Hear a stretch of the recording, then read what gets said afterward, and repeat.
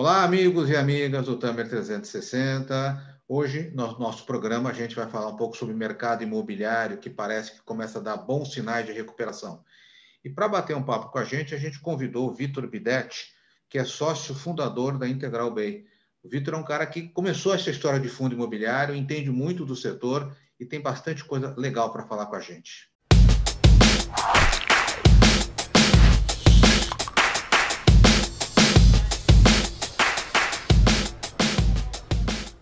Tudo bom, Vitor? Deixa eu te perguntar. Parece que a crise começa a dar alguns sinais de melhora, ainda está difícil, né? Como é que o mercado imobiliário está reagindo a esse setor? São vários setores que estão indo, a logística, residencial, o comercial. Como é que você está vendo esse momento do mercado imobiliário?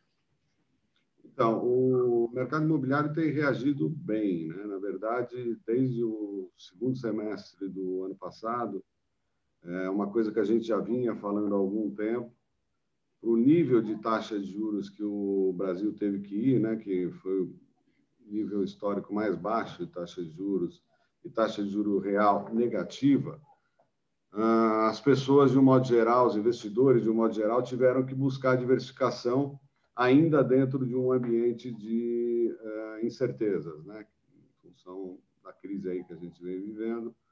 Então, o ativo real foi muito valorizado nesse cenário, né? Os investidores, de um modo geral, passaram a buscar o investimento tanto direto quanto através dos fundos imobiliários. Então, desde julho do ano passado, aproximadamente, o mercado imobiliário começou a andar rápido, andar bem. Óbvio, de maneira heterogênea, né? Porque a crise, aí, a pandemia afetou de maneira heterogênea os subsegmentos. O segmento residencial, aqui na cidade de São Paulo, se aqueceu muito, né? A gente passou a ver lançamentos consecutivos, o crédito imobiliário muito aquecido também, taxa de juros de 2%, obviamente favorece demais, né, o crédito imobiliário. O crédito imobiliário passou a ser a bola da vez ali o ano passado, bateu recordes consecutivos, né, incrível, ano de pandemia, batendo recorde, lançamento, venda de residencial, crédito imobiliário. Uhum. E alguns segmentos foram afetados de maneira muito negativa, então por isso que eu digo que o impacto foi bastante heterogêneo. A gente teve, genericamente falando, o vento a favor do mercado imobiliário em função do cenário macroeconômico, em especial a questão da taxa de juros real negativa. Então, isso favorece aí a busca por diversificação e beneficiando o ativo real. Mas alguns subsegmentos foram impactados de maneira um pouco mais forte, negativamente falando, que foram os segmentos que ou dependem de uma atividade relacionada a evento ou turismo, então hotelaria, por exemplo, o shopping center, naturalmente, por terem que fechar por períodos prolongados, né? Então, o segmento de shopping center também foi afetado de maneira importante, relevante. Com a retomada o ano passado e a reabertura, isso voltou a níveis, em alguns casos, em alguns shoppings, a níveis próximos do pré-crise, né? E, obviamente, o segmento de escritórios foi afetado, mas muito diferente do que parece. Eu digo que, no segmento de escritórios, a gente teve, naquele início da pandemia, uma espécie de miragem que o home office ia ser eterno e que os escritórios iam acabar.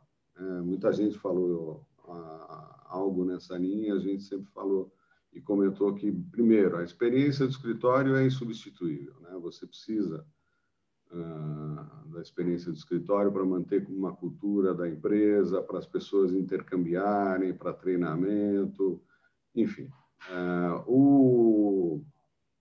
A figura do home office ajuda no sentido de que cria flexibilidade, mas não substitui o escritório. Então, a gente teve aqui em São Paulo os escritórios classe A mais sofrendo um pouco, mas nem tanto, porque tinha uma oferta pequena chegando.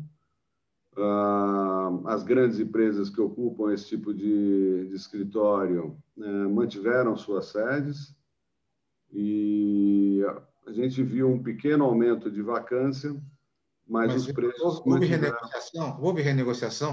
Esse movimento de renegociação nos escritórios foi uma coisa que foi temporária, depois retomou? Como é que está isso? De renegociação de preços de aluguéis. O que aconteceu, assim, houve negociação, mas muito no sentido de ganhar uma carência, de renegociar o reajuste do IGPM, que também foi impactado, mas de devolução de escritórios, de lajes, por exemplo, no segmento classe A, que é o que predomina, por exemplo, nos fundos imobiliários, a gente não teve um aumento tão grande quanto se imaginava. Para você ter uma ideia, em média, aí, nos classe A, a vacância em média está em 13%, 15%. Tá? Os preços se mantiveram estáveis. Só para a gente ter um parâmetro de comparação, quando houve a crise de a partir de 2014, 2015, 2016, o Brasil entrou naquela recessão grande, a gente teve uma combinação muito ruim do segmento de escritórios, que foi uma oferta grande de novos escritórios chegando, ao mesmo tempo que o Brasil entrava em recessão. Então, ali a gente viu, sim, um impacto muito grande acontecendo, a vacância batendo um pico de 25% e os preços chegaram a cair de 35% a 50%. Então, isso dá um parâmetro de comparação interessante e a gente precisa desmistificar um pouquinho o que se imaginou que ia acontecer com os escritórios em função da pandemia o ano passado. Então, de fato, a vacância dos classe A aumentou um pouco, mas nem tanto, ao redor de 15%. Os preços se mantiveram estáveis.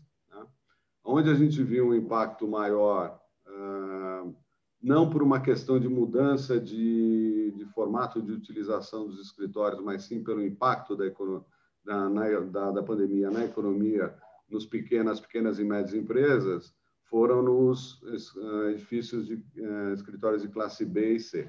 Porque aí realmente você teve empresa fechando, você teve empresa que teve necessidade de devolver, e aí a vacância aumentou um pouquinho mais, e esse segmento vai demorar um pouquinho mais para retomar. Vitor, dada essa análise que você está fazendo para a gente, de uma potencial de recuperação, alguns setores de sofrer, hotelaria, shopping, né, você citou, esse é o momento de o investidor passar a olhar os fundos imobiliários com um pouco mais de carinho, os preços das cotas estão mais atrativas, que tipo de fundo o investidor hoje tem que estar mais atento e quais são as possibilidades que você vê? Sim, do ponto de vista do ciclo imobiliário, a gente se encontra exatamente no momento de início de recuperação e potencialmente num ciclo longo de recuperação, com taxa de juros ainda historicamente baixas, né? A taxa de juros ela está nesse momento aumentando, mas saindo de um nível baixíssimo para um nível ainda muito baixo para o padrão brasileiro e muito próximo da inflação. Então, a gente vai provavelmente para 5, 5,5 no final do ano, uma inflação próxima de 5 também, o que significa uma taxa de juro real próxima de zero ou negativa. Então, isso remete os investidores a buscarem a diversificação. Os fundos imobiliários caíram no gosto brasileiro, né? Hoje a gente já tem mais de 1.300.000 investidores e vem crescendo consecutivamente o número de investidores, mesmo nos meses ali do início da pandemia, onde tudo parou, o número de investidores em fundos imobiliários não parou, a gente teve crescimento consecutivo aí ao longo de todos os meses. Então, existe esse cenário favorável ao investimento de base imobiliária, a busca pelo ativo real. No caso dos fundos imobiliários, a gente tem alguns segmentos estão favorecidos, especialmente, né? Um deles é o segmento de galpões logísticos, né? Por um motivo óbvio, o e-commerce acelerou fortemente aí com a pandemia. A gente está vendo aí movimentos consecutivos das empresas do setor aí fazendo investimentos, crescendo, fazendo aquisições. Essa semana mesmo a gente teve mais uma, né? B2W com a Americana, juntando físico com e-commerce. Então, o segmento de galpões logísticos está muito aquecido. É um segmento relevante para a indústria de fundos imobiliários. A gente tem vários fundos de galpão. Então, é um investimento interessante. Os galpões estão com preços relativamente altos, tem uma oferta baixa, mas o investidor buscando alternativas e bons gestores vai encontrar alternativas interessantes nesse segmento, que é um segmento que tem um futuro muito promissor, porque o e-commerce deve continuar crescendo progressivamente, dado que ele, por mais que tenha crescido durante a pandemia, é um segmento que ainda está na infância aqui no Brasil.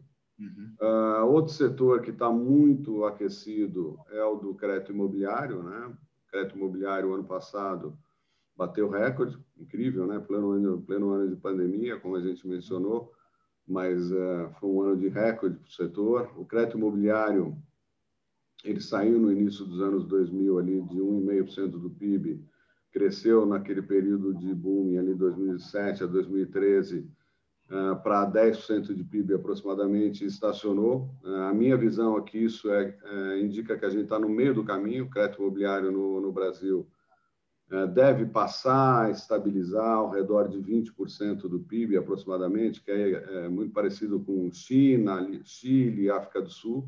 Então, a gente tem muito para crescer e penetrar em termos de PIB. E esse nível de taxa de juros que eu acabei de mencionar, ele favorece muito o crédito imobiliário. Então, o crédito imobiliário vai continuar, na minha visão, crescendo nos próximos anos. A gente tem demanda latente em todos os ângulos que a gente olha na perspectiva dos segmentos, tanto residencial quanto os demais. E com oferta de crédito, isso impulsiona o setor como um todo. Então, os fundos de crédito imobiliário, os fundos de papéis, né, como são conhecidos, fundos de CRIs, LCIs, etc., esses são outro segmento que está muito favorecido. Os fundos de CRI têm crescido muito, novas ofertas consecutivas. Então, esses são dois segmentos que, especialmente, eu entendo que estão favorecidos por circunstâncias específicas aí. Mas os fundos imobiliários, de um modo geral, vêm crescendo, tão favorecidos por esse cenário macro que eu mencionei, e, em especial, esses dois subsegmentos, na minha opinião. E para a gente encerrar, Vitor, fundo de fundos é uma boa alternativa para aquele cara que quer começar a experimentar navegar na indústria do mercado imobiliário? Eu entendo que sim. Eu acho que eu costumo dizer que o fundo de fundos é a porta ideal de entrada para aquele investidor que quer conhecer um pouco melhor a indústria de fundo imobiliário e não tem familiaridade. E aquele investidor de pequeno, médio porte que não tem acesso a um assessoramento aí específico, o fundo de fundos é o produto ideal, porque ele conta com a gestão ativa de um gestor especializado, como nós, né, por exemplo, que faz ali gestão ativa, buscando oportunidades de aquisição de cotas de outros fundos imobiliários, entrando e saindo em momentos taticamente ali precisos e tal. Então, eu considero o fundo de fundos uma classe muito interessante e que deve crescer muito também aí nos próximos anos. E o investidor encontra isso nas plataformas de investimento aí que a gente já sabe que existe, né? Quer dizer, acho que exatamente. Através das plataformas ele acessa. O trabalho que ele tem que ter é pesquisar a qualidade e a experiência do gestor ali daquele determinado FOF. Tá bom. Vitor, eu queria muito agradecer a sua participação aqui com a gente, já ficar um convite para uma próxima conversa, porque esse mercado vai crescer, a gente sabe disso. A gente conversou aqui com o Vitor Bidetti, que é sócio fundador e CEO da Integral Bray. Vitor, muito obrigado, meu cara. Eu que agradeço.